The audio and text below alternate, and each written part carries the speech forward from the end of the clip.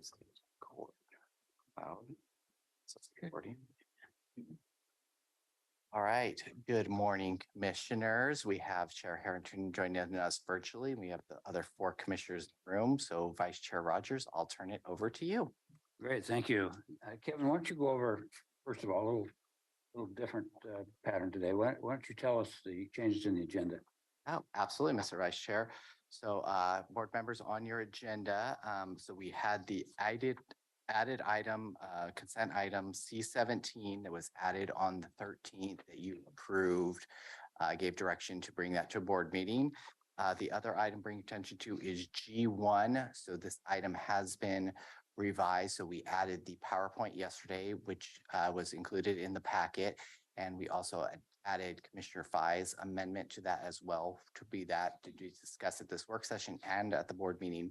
And also draw your attention that you did decide last week to add public comment for 1 minute per person for up to 30 minutes at the board meeting. So that has been noted to the public and on the agenda. So that is the changes in that end. To highlight it, we have two proclamations today. The first on sustainability on Earth Day will be presented by Eric Lapete of Sustainability. He has a short PowerPoint and then we'll read the proclamation, and then Commissioner Fai will read the second proclamation on the second item of there. So those are the changes and updates for this morning. Great, thank you so much. All right, why don't we start with communications? We're going to start with Mark. Go ahead. You give him the gavel. Were you really switching it up today? Yeah, go ahead. Okay, good. Put me on the spot here. Thank you very much, Vice Chair Rogers and member Clean Water Services Board of Directors. I'm stepping in today for Diane, who's at a training with many of our executive team members with the Water Bureau in the city of Portland on asset management. We are looking forward to next week. Diane and myself and Tracy Rainey and Jack Liang will be in Washington, D.C. with Director Treese for the National Water Policy Fly-In. And we'll be meeting with our congressional delegation as well. Next, one other update I have is we had a Clean Water Services Essentials training that was scheduled to be held on Saturday. We're rescheduling that into June. So we're going to step away from that. We'll reschedule it into June. That's all I have. Great. Tanya, what do you have? I'm just starting first because you guys never get rattled. You get what's left over in the time frame. Oh, I get Mark's time plus mine. First, I would actually ask that Nate and Aaron join at the table. I'd like to introduce, as the board knows, Aaron Calvert, our Assistant County Administrator, and our newest Department Director, Nate Gaurian, who is our new Community Corrections Director. And I do want to also mention that the esteemed Steve Berger is in the audience. So I just really appreciate Steve's leadership. And I have referred to Steve as a wise soul and wise owl. And I truly mean that. His leadership and the legacy that he leaves is something we can all be proud of here at Washington County. He has built a stellar leadership team and just team throughout community corrections. And so it's a great time for Nate to kind of step in and carry on the legacy that you have built, Steve. I also want to just commend Steve's thoughtfulness to his retirement and just planfulness to ensure that we have time for the overlap and onboarding of Nate. So I just also think that speaks to just Steve's public servant mindset and commitment to Washington County. So Aaron, I'd like to pass it to you and introduce Nate. Great, thanks Tanya. Good morning, Vice Chair Rogers, Chair Harrington, Commissioners. It is my pleasure to welcome and formally introduce the new Community Corrections Director, Nate Gaurian, to your board and to Washington County, both the organization and the community as he's moving. Nate started yesterday, so we're super happy he came back for day 2. I know a couple of you, Chair Harrington, participated in the interview process, recruitment process, and Nate was able to meet with Commissioner Willie just briefly this morning for an introduction. So Nate comes to us after serving for 8 years as the Director of the Community Corrections in Josephine County. Prior to that, served in Jackson County for more than 14 years in multiple roles, including a juvenile probation officer, senior adult parole and probation officer, and program manager. Nate serves in a number of statewide leadership roles, including a vice president of the Oregon Association of Community Corrections Directors and vice chair of the Governor's Alcohol and Drug Policy Commission. And so we're really excited to welcome his leadership in Washington County now. We're thrilled to welcome him into the Community Corrections team and the One Washington County team. And I know it's just been said, but I have to say we're equally as grateful to Steve Berger again for his tenure, his public service, and providing a glide path that was long enough to know the recruitment process would take a little bit of time, and ensuring that there's a little overlap and a warm handoff as his last day will be May 1st. So welcome to Nate. Thank you to Steve. And I don't know if you have a couple words you want to say. Thank you for allowing me to take this position. I really appreciate it and value the opportunity. So I promise I'll do the best I absolutely can in this role. And I just wanted to thank you for the opportunities. You've got a great team, Nate. So, you know, we give Steve all the credit, but he's got a great team around him as well. So we're pretty proud of you guys. Thank you. Nate, I just wanted to say welcome. I'm not a native Oregonian, but I just wanted to let you know you'll soon lose that umbrella. Oh. Thank you. Yeah, you won't melt. The two counties he came from are in Oregon. Yeah, Down yeah, south. yeah. Jackson County, yeah, I meant. Well, welcome. Yeah, it's always hard when you're coming in on the heels of somebody else that they're saying such great things about. Yeah. But you'll do fine. You came from a couple of great counties. And, we all know Steve for so many years. It's always hard to see somebody go, but he deserves it. If that's what he wants to do, he deserves it. I still think he's pretty young to be retiring. But he doesn't think so. Thank you. Great. Said it, commissioners. Yeah, congratulations, Steve. Thank you. Yeah, I meant, I'm not native. Oh. Sorry. Confused. And just one other brief announcement. Yeah. Aloha Inn now has a new name, Heartwood Commons. We are looking forward to the grand opening on Thursday from 2 to 3:30. Staff are pleased to share this news as it's a conclusion to the community engagement process for the renaming. Staff will share a full presentation on the naming process on May 2nd at the next Housing Advisory Board of Directors meeting. On Thursday, we'll also be gathering to celebrate the grand opening of Heartwood Commons. Commissioner Fye will be sharing official remarks on behalf of your board. Good. And that concludes my weekly update. Another somewhat short timer, and regrettably. So I wanted to just highlight something we put out in the hot sheet last week. There's a case came down from the Oregon Court of Appeals involving civil forfeiture out of Yamhill County. Civil forfeiture is a process that we've used successfully in the criminal justice system for many years. The idea is that if someone uses something to commit a crime, you should be able to forfeit it. And it's actually what we call an in rem action. You actually sue the thing, not the person, on the legal fiction that the thing committed the crime. So in this case, a woman was charged with possession of between 100 and 500 grams of methamphetamine. She agreed to forfeit $50,000 cash that they found in cashier's check at her home. She was convicted, and then Yamhill County tried to forfeit her home. The drugs were not found in her home, only the cash, the cashier's checks. And they succeeded. She appealed, and the Court of Appeals held that violated the Oregon State Constitution, Article 15, Section 10, which was passed just a few years ago to limit civil forfeitures. They found that civil forfeitures were a punishment. Therefore, it created a second jeopardy, violating also the Fifth Amendment to the United States Constitution. The problem with forfeiture is it often creates really harsh cases like this. As I said, it's been around for a long time. I've personally been involved in many forfeiture cases, going back to my time at the U.S. Attorney's Office in Brooklyn. And you always have to sort of step back and say, is this the right thing to do? And taking someone's home when the home wasn't involved may not have been a wise choice. And the voters did limit forfeiture. So the Department of Justice and the state of Oregon is appealing. We have shut down all civil forfeiture activity in Washington County, which means that the sheriff won't get it. The sheriff, of course, supports the Constitution, doesn't have a problem with that, but I'll keep you informed as things go. There may also be some legislative attempts or another initiative. It's not clear.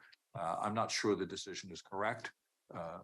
Because the amendment specifically said you could only forfeit after a criminal conviction, which seems to be to contemplate a second action that's separate from a criminal conviction. So we'll see what the Supreme Court does if the Supreme Court takes it, and I'll keep you apprised. And I don't have really anything further to tell you. The Agencies case, they had another mediation last week to which we were uninvited, and I have not heard anything further from the potential settlement of that. Well, the judge said that it was mostly going to be talking to the hospitals and she didn't think it was worth our time to be there. So it wasn't rude. It was just, I've not had any further involvement. So I've got nothing further. Thank you. Okay. For those of you in the audience, as well as the viewing public, you may not know, our chair, Catherine Harrington's on the East Coast, attending to some family business. That's why she's only being seen on the tube today, and she regrets not being here. So I'll go around, always leave the chair last, because she likes to go last with her communications. No, I think she should go first. I mean, we're going backwards. We're going backwards through this thing here, I think. You want to go first or last? She said, I'm happy to. I'm reading her. We can't hear you. Double muted myself. Sorry, I All was right. off camera for a little bit. I was finishing my lunch. So I'm happy to go first, not a problem. So let me start with the big things first. In about 4 months, we will reach the 3-year milestone of our having new management to help us implement equity throughout our policymaking, investment decision-making, and operations.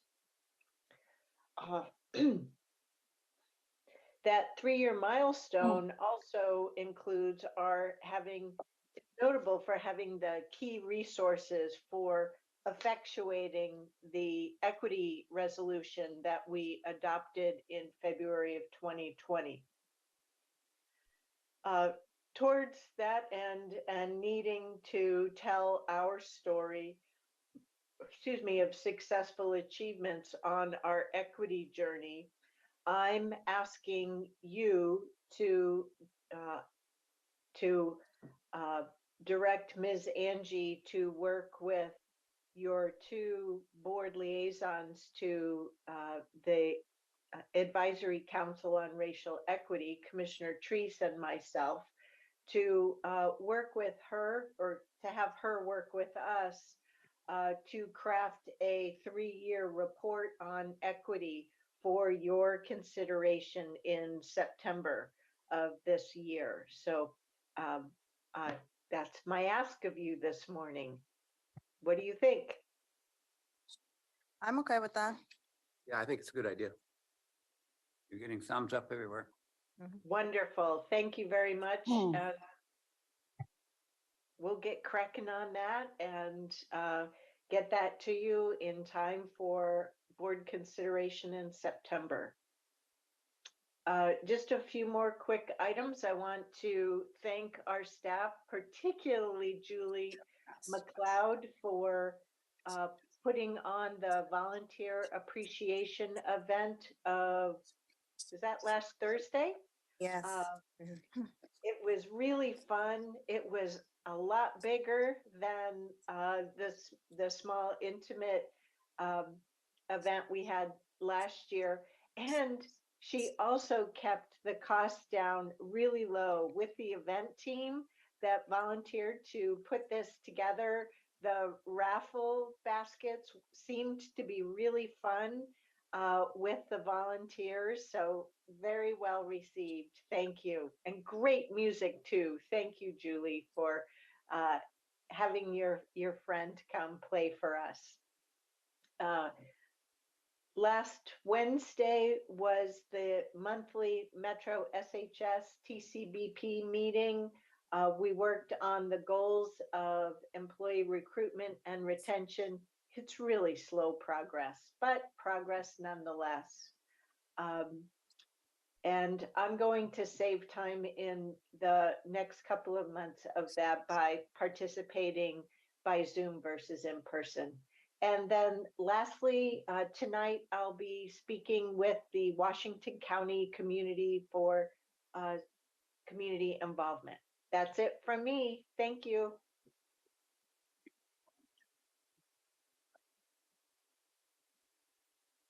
Just popped a grape in my mouth. 1 minute. Good morning. Thank you very much for tolerating my presence here. I am just recovering from a nasty virus. So I apologize in that vein for missing both the volunteer appreciation celebration and the PAB meeting. I'm sorry, but it was necessary.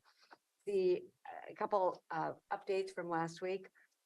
The MPAC Coordinating Committee meeting was held, and the topics for our next meeting on April 26th include the preliminary analysis of submitted RTP projects from Kim Ellis with Metro, the 2040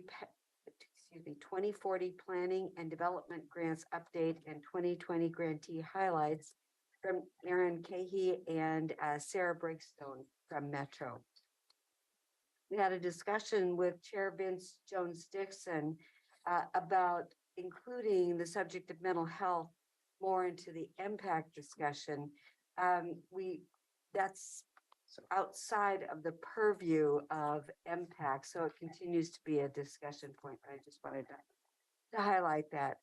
I will be attending the impact meeting remotely as I will be in DC. I will also be attending the impact call that I have with Washington County representatives on Monday.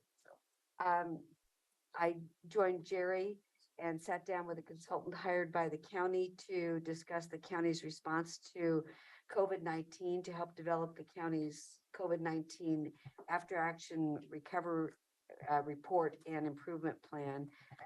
It was really interesting. I suspect my thoughts are similar to everybody else's. You know, I hadn't stopped to really think about all the pieces that we went through over that time frame. So it was impactful to really go back and revisit all those pieces. It was reaffirming because Commissioner Willie and I worked so closely during the CARES part of that. So we were both reflecting on a lot of pieces. This week, by the way, I want to announce that tomorrow, contrary to my personal aversion to wearing orange due to conflict of interest with various sports teams, I will be wearing orange, and that is to commemorate the Go Orange Day, and that's safety in the work zone areas. It's really important that we focus on that. So I will scour my wardrobe for a piece of orange. It may be just a scarf, but I am committed to this. On Wednesday night, I have the Kaleidoscope Gala for community action. And I am leaving this week for 2 personal days at the end of the week for the fly-in next week with Clean Water Services that Mark Jockers just talked about. And that'll be late Monday through Thursday. But I also will be calling in. I will be making sure I call into the budget orientation meeting on Thursday night from the East Coast. I will not be able to attend unless there's amazing internet on the airplane, the second phase of the orientation on the following Thursday. Thank you. Does anybody have a Oregon State jersey that you might borrow? I bet this crowd will find one. Actually, Stephen Roberts' department has a really fancy orange shirt that says land use and transportation. Oh, that'd be a good idea. I got it in my new employee, like when I was one of the swags I got when I was a new commissioner on onboarding was one of those shirts, and I was thinking about wearing an orange safety vest. or that too. I don't recall us getting a orange sweatshirt from I think that there's an issue. we with joined, yeah. There's an issue here. Unfair treatment. Yeah, yeah. Showing some favoritism. Be talking to Stephen about that. That's right.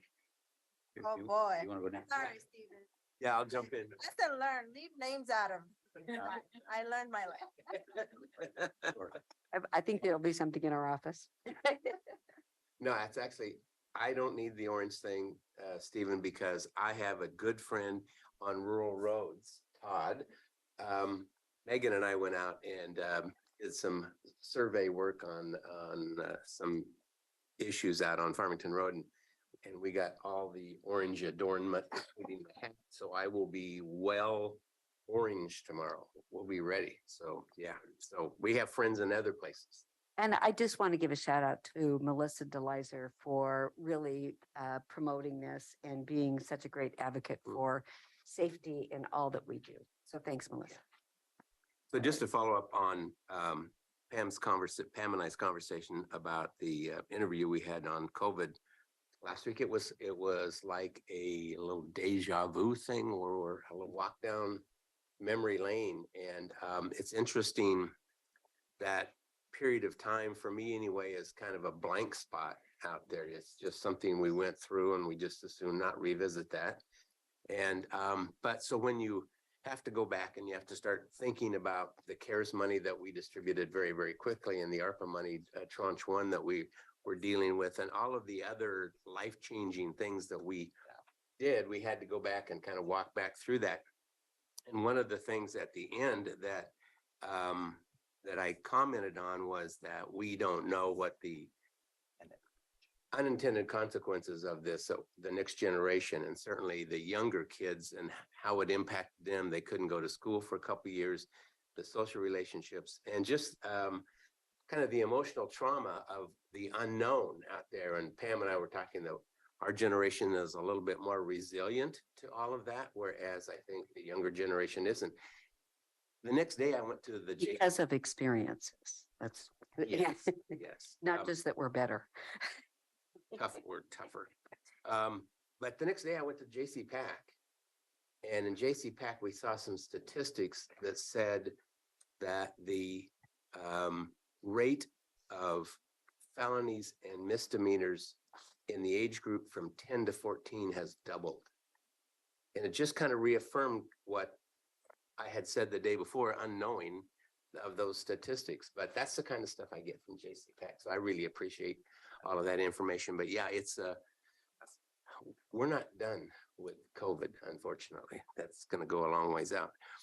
Switching gears to much more happy times. I was at North Plains City Council last night, talking to them about a variety of things. And lo and behold, I met Robert Kendall. Now on the webpage, it says that Robert Kendall has 38 years of elected position. And I said, wait a minute, Commissioner Rogers holds that mantle. I know, Bob. He's the guy. And so I said to Robert, I said, so congratulations. He says, no, it's 42. And I said, what? He said, yeah, I need to update my bio on the city page. 42 years he's been on city council, been a mayor, been around that community a long time. You forget my 38. You don't count my 7.5 and 12. I'll let That's 45. I'll let you and Robert debate that. You better update your bio there, buddy, if you're going to claim the mantle of the longest served elected person. So anyway, I was really, really surprised. It was a good meeting in North Plains. They had questions and concerns about the WCCLS and the MSTIP cuts that we are proposing. They also, I talked to them a lot just about a variety of other things, ARPA money that we're considering allocations. So just gave them all an update. That's what I've been doing. I think one of their top issues is the lowering of the speed limit on West Union Road from Farmington into town. It's now 45, and I advocated the 35. Was told that there is a real menagerie of steps we have to go through to get there. And it's an ODOT decision. So now they have gone to ODOT and Washington County. They've done some speed surveys and they're dropping it, recommending to 40. And so we're going to continue to work on that. They were really advocating for 35. So just. And you're talking about West Union into North Plains? West Union into North Plains, Farmington. Jackson School. You said Farmington, that's. Oh, did I? Oh, okay, sorry. No, West Union from Jackson School into North Plains. So And maybe one other thing, I got 20 seconds. Forest Trust Lands went to Salem for their meeting last week. And we continue to encourage the Department of Forestry and the Board of Forestry to be a little bit more transparent in how they've calculated their forest harvest numbers over the next 70 years and how they come up with HCP information. So it's very, very in-depth meeting that they must have had 100 acronyms that I had no idea what they were talking about. So we are putting together, Megan is putting together a glossary of forestry index acronyms that so I can at least say, oh yeah, I know what that is. So yep, and then we'll all get duted up for tomorrow's Orange Day. So you got it. Good morning, everyone. Commissioner Treese, glad you're feeling better to join us. And yes, you did miss a great volunteer event. I also want to echo my gratitude and appreciation to Julie for leading that volunteer appreciation and putting together a wonderful event. The food was spectacular, just have to say it. And you know, I think many of us have been in the Wingspan. It's a huge room. There were so many people. I didn't realize there's going to be that many people. So great turnout, and I'm glad we compensated or provided the space for that many volunteers to come together. And people were really having fun. I really think the music made a difference. I agree with the chair. It was great. I'm not a music person, but that was a really good music too. So just kudos, Julie, if you're listening out there, and congratulations, and look forward to next year. In terms of my board update, that was already 1 minute. TV Highway, we had our TV Highway BRT steering committee meeting last week, just before actually the volunteer appreciation dinner. Commissioner Willie and I luckily were able to leave after the meaty conversations of that committee. One of the big topic that was on the committee's agenda is actually a conversation that our board had, sort of a work session on it. And that was to talk about what are some of the option scenarios to eliminate. And I'm happy to report that, you know, we put forward what the staff recommended, and the committee had a really robust conversation, and happy to report that the committee didn't eliminate any option at the last meeting. So that conversation to be continued. And I think some of our board members were saying, let's not eliminate anything. I think the committee agreed, and we'll see what comes out to be continued. Yesterday was WCCC, and then as well as this Thursday, along with the Aloha Inn grand opening, there's also JPAC happening in the morning. And one of the big topic on JPAC is that we also had a conversation yesterday at WCCC, was Metro received 8.8 million in federal funds from the carbon reduction program. And this is funded through the bipartisan infrastructure law as part of Oregon statewide allocation of 82.5 million. The package that we discussed at WCCC on Monday, and it would also be discussed, at JPAC this Thursday. The funds must be recommended to ODOT by November 2023, and then it has to be obligated by 2024. And then here's the kicker, spent by 2029. A lot of dates to track. But in all scenarios, Metro proposes retaining 10% or 1.8 million. And if you are interested as a board in this topic, more information, I'm happy to email you more information about this program. But I look forward to this conversation tomorrow, and I want to see what our regional partners are gonna say about this. I have a really nice email sitting in my inbox if you want to learn more from Chris Defferbeck. No. So look forward to having that conversation on Thursday, and then I'll loop back our board what the regional partners are thinking on this. in terms of what option is, seems much more appropriate to everyone. Chair Harrington, you have your hand raised. And I'm actually done too, so.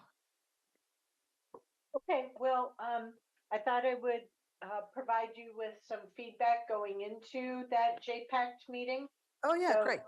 have some direction from us versus our having to just follow what others decide ahead of time.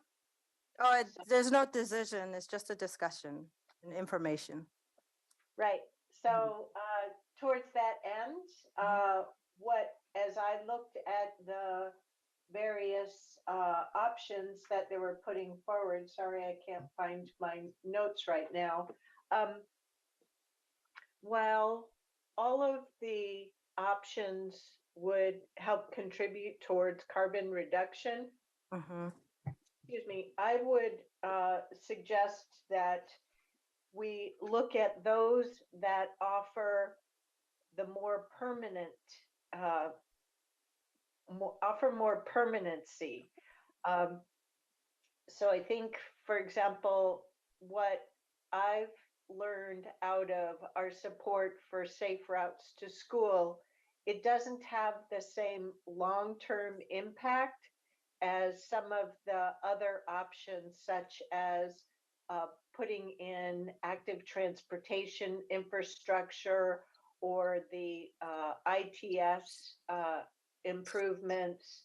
I can't remember the option numbers now, but it seemed to me that there were two that were more programmatic. There were components that were similar in like the corridor options that were common in three of the five, and I really think those are the way to go versus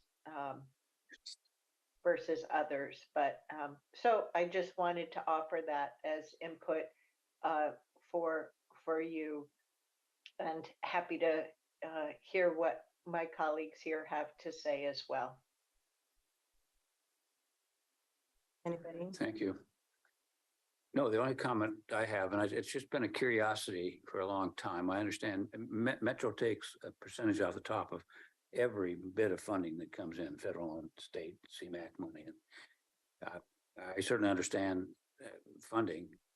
I've never heard an accountability of that percentage. So should the percentage be 11? Should it be 9? Should it be something in between? What happens if it doesn't come up to the 10? Where does that difference go? So it'd be interesting at some point to say to them, what for those jurisdictions who are all paying that 10%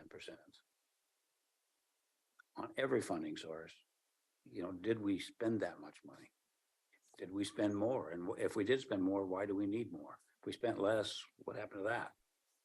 So that ought to stir a little interest on their part, but I've just percentages without having some validation has always kind of bothered me. But that's all I have. I think that's fair, Commissioner Rogers. I would just remind us that our dues for providing the JPAC staffing that is housed at Metro, there was an accounting while I was on the Metro Council, and the MTIP dues don't fully cover that. So the Metro General Fund does cover some of the gap between what the MTIP dues coverage provides and what the costs are.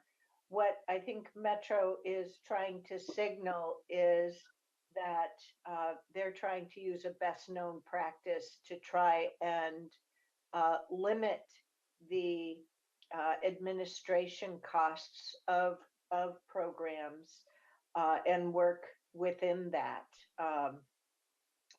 with the general fund use for gap coverage. That's typically what Metro funding has been used for when it comes to JPAC.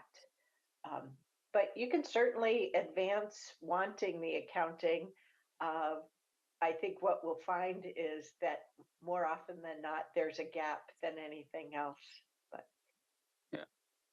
Well, Just my- anyway, yeah, no, I appreciate that. That's good comments. And I just think it's always nice to ask. And just as we're going to do a study here in Washington County on what's the cost of service, they should have a cost of service as well. And we all are very transparent that way. So anyway, We should probably also make sure we do a full cost accounting of MTIP over the years as well.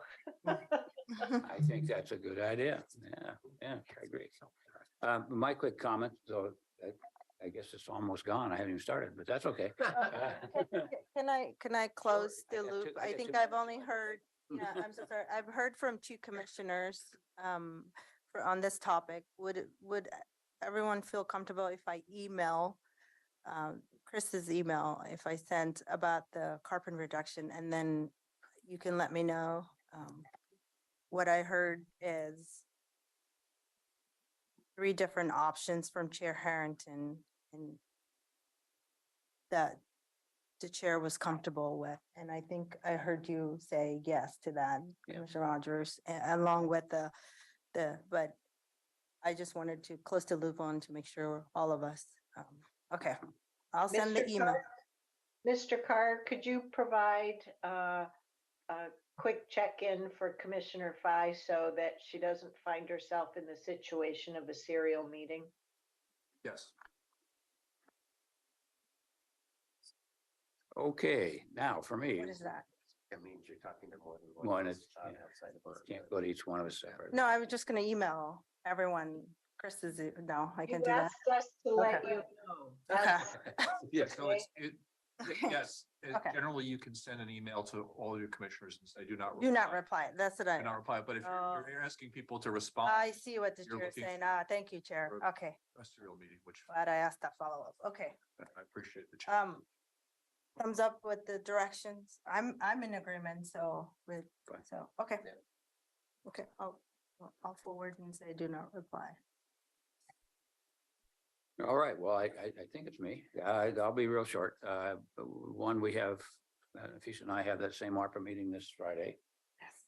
And then there is I echo the comments in regard to the employee appreciation. It was nice. And I've, okay, take my time. Go ahead. No, I'm sorry. I just want to make sure it wasn't an ARPA meeting. It was a COVID response. Yeah, that's what I meant to say. To me, that's a better way of saying it. Yeah, it is. That's exactly what it is. Okay. Thank you for the correction. Have a Walton meeting this Thursday. An observer. It's kind of the same as what Hillsborough has in their business advisory group. We have a meeting, a budget meeting. I think it's Thursday night or Wednesday night. It's on my calendar. I'll look at it real quick for your update. Thursday? Yeah. Thursday evenings, the first budget orientation meeting. Yep, I'll be there. That's 6 o'clock and I don't know who else is going, but for any of you. Wouldn't miss it. This is the good stuff. One of the, just very quick thing that just to give you an update on it, that's meeting with Greg Munn, and I know Jerry's been coming to those as well. And there's 2 things that I've been wanting to get at so that you all would appreciate that. One is the what I call carryover funds. And I look at it much as any business would do. You need a couple of months on hand, and particularly interesting in the government because of the way you collect your tax receipts. And I think our general fund, I don't think it's been as clear, but what are we, about 360, 380 in the general fund? Somewhere in that vicinity, we have about 30 some million in reserve. So if you take and divide that out, that's about a little over a month. That's not sufficient because revenue doesn't come in equally and expenditures certainly don't go equally. So I think that we need to watch and see what those reserves are, and that's going to be a budget package. The other thing is on our capital improvement program. I'd like us to establish the rules before we get too deep into it. And to me, the rules are, here's what the universe is of of things we got to do. I understand it's only good for a nanosecond because things break and things need to be changed. But how do you go about doing that? And I know you're going through a service level of review of, kind of like pavement management, where are things at? But I think if you sit there and say, what am I going to do with this information? Am I going to fund it? Am I going to have some kind of pattern? I think we need to think about that because if we have the same issues every year of, our revenues are about 5 or 6% maybe, and our expenses, if inflation ticks off again about 7, 8, you got that gap. That's still not funding your CIP. So I think it'd be a good conversation to have this board. But I want to say that's what I'm having with them. I'm saying that I think that's looking down the line and saying you got a lot more than this year coming year's budget next year. What's that going to look like? Allowing everybody's voice to be heard. So the last thing, and can ask a favor of you, Jerry. I today is a national great day. It's called Tax Day. I am here, but I need to, after the meeting, go back and do any damage control I need to do. Since you were the vice chair right before me, could you handle the meetings this afternoon? Yeah. So I can get back and I'll plug in as much as I can. Would that be all right? Yeah, that's fine. All right, thank you. Commissioner Rogers, the chair has her hand up. Oh, I would like to bring our attention back to the work session packet. We have a number of Yes. letters that we need to Right. get closure on. Thank you. just going to do that. First of all, before we do that, any questions in regard to the agenda? I think we all have seen it. Any big issues? All right, now we go to the letter. Pam, I'll defer to you in regard to the first one, which is, I know you kind of spearheaded the county council. This letter is closing the loop on the performance review for Mr. Carr. And this is my proposal. I sent it to you earlier and I'm asking for thumbs up and any comment from Mr. Carr. The letter is fine. Thank you. Appreciate it. Good. Yeah, Do I have thumbs up from all of you? Yep. that's fine. Thank you. Yeah. Okay, I'm done. Um, Thank you, Tom. Then we have a couple of issues in Forest Grove. One is the Forest Grove City Council letter. Jerry, do you want to weigh in on that at all, or is that? Well, I've had met with the mayor, city manager, and the chief of police last week. I think these letters pretty clearly define their position on this and the dilemma that I think we're all going through on Elm Street and everything else. So I'm okay with the communication that's included in the packet. So that would be both on the council letter as well as the Highway 47 letter. Yes. Does anybody have any issues? Everybody's fine? Okay. And then if you said, we want to give you time to, you have a proposed amendment to the tranche 2 ARPA letter. Yeah, I want to thank you, Vice Chair Rogers. I'll be making a motion to amend our recommendation. So I just wanted to raise that. I think I make the motion at that meeting. Yeah, you do. I So- didn't hear what you just said. She just was asking if she made that motion at the meeting. She can't make it in the work session. Yeah, no, you can't make it here. Yeah, you will. Chair Harrington. Yeah, please. Sure. I don't know if you could hear the side conversation, but she was asking whether or not would she say something here, and Jerry was saying no out in the meeting, so. I just wanted to double check. I included in the packet the letter with regard to the comments we had made previously about the Region 1 Act and Northwest Act. So that was in the list of the letters Yeah, as well. it's the last one. In fact, I was just going there. Thank you for getting there. Yeah. It's the Okay, next I'm one. sorry. No, that's all right. You're just ahead.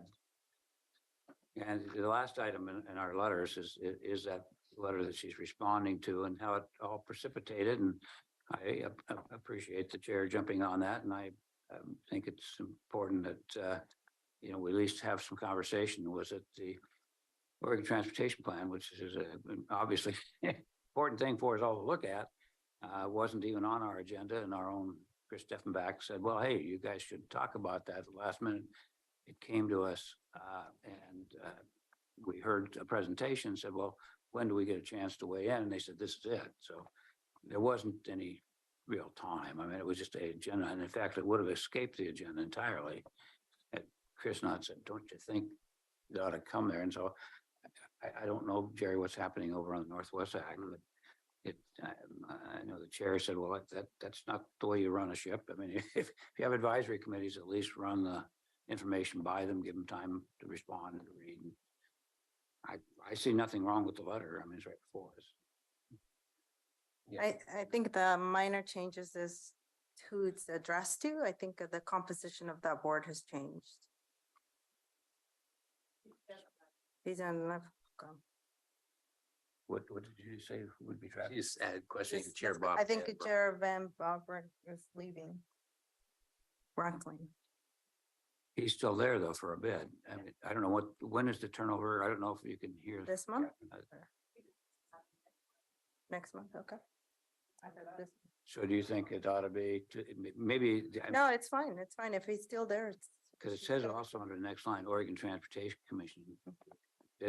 Should there be some delineation that says and to the Oregon Transportation Commission, or is That's it. that's clear enough? Yeah, we're good. Okay. I'm in favor. Yeah, I am too. Chris, have we had any contact with Northwest Act on this particular thing? You want to come up to the table here so that Catherine can hear you? I'm sorry, I'm calling you at the last second here, but No, I think it's important.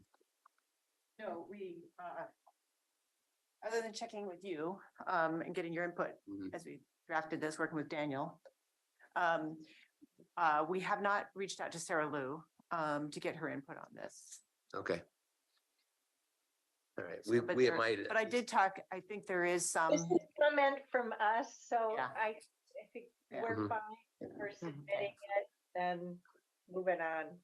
Oh, no, I wasn't suggesting that. I was just suggesting that we at least probably CC them on the letter Yeah. to let them know what our communication to this. I think we did CC them on the letter. Okay. Yeah. Oh, it's done. It's done on the last page and it's Yeah. the only thing that's there. It's hard, Make it yeah, that you far. gotta scroll all the way down. Yeah. Thank you, Chris. So everybody's fine? We're good. So Chair can sign that? Okay. Perfect. All right. Anything else? We still have a few minutes. You're I official. need coffee. Coffee? Yeah. How's it on the East Coast? Is the weather bad? Good? Right. Yeah. It's 84 here today. I Yep. don't know if you got- Yeah, Chair Hearn. Below. 84 below. Yeah. All right, is there anything staff wise? Nothing we need? All right, we'll see you then in about 10 minutes. All right.